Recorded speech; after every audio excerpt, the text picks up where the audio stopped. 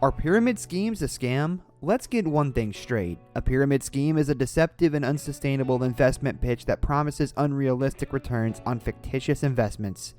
The early investors receive those large returns, prompting them to recommend the scheme to others. The returns on investments are paid out of the new money that comes in. The pyramid eventually collapses because no new investors can be found. In a variation of the pyramid scheme, each level of investors charges initiation fees, which are paid by the next layer of investors. A portion of the fees are passed on to those at the top of the pyramid. Eventually, there is no one left to recruit. The pyramid crumbles. Pyramid schemes get their name from the fact that their compensation structures resemble a pyramid. The scheme begins at the top with a single point where the original members exist and expands progressively toward the bottom as people are recruited by each level of recruits.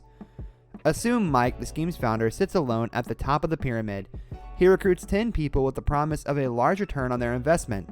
They are represented by the pyramid level directly beneath him. Each of the 10 new members or participants pays Mike a fee to participate in the opportunity he has provided.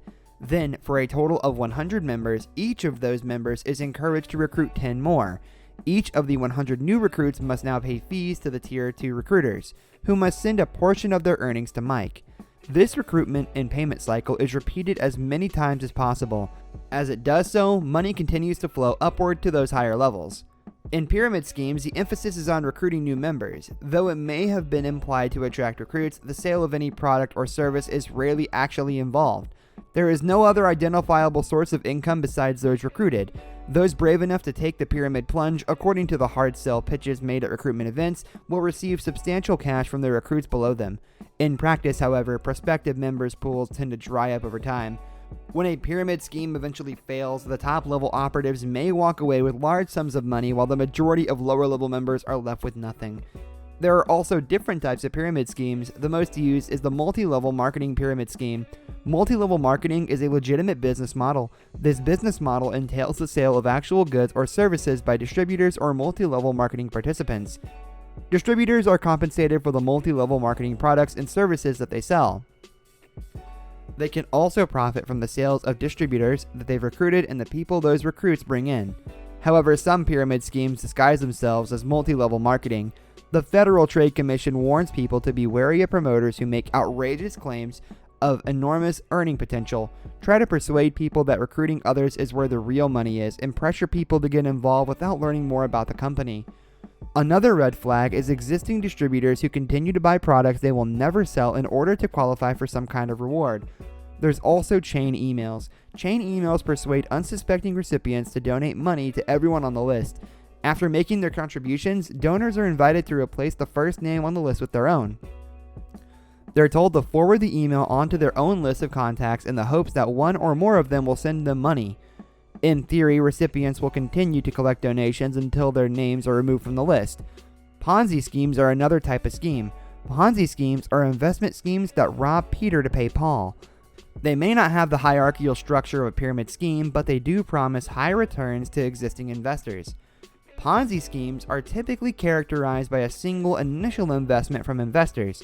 The investors must then wait for the promised return on their investment.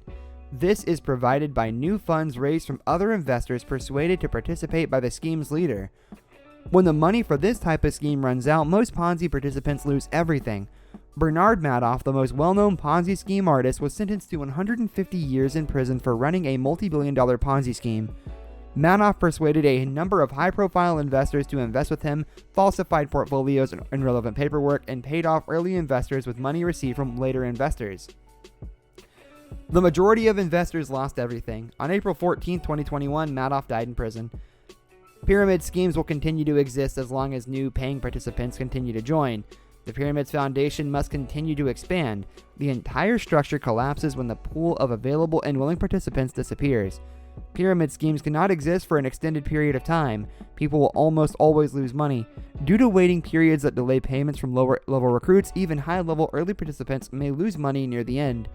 Always remember, pyramid schemes are typically successful only among the founders and early-stage members.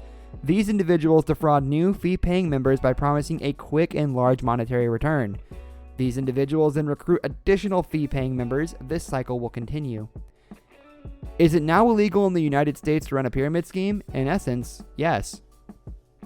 It is a felony in the United States to recruit anyone to participate in a pyramid scheme. This offense is punishable by 4 years in prison and a $5,000 fine.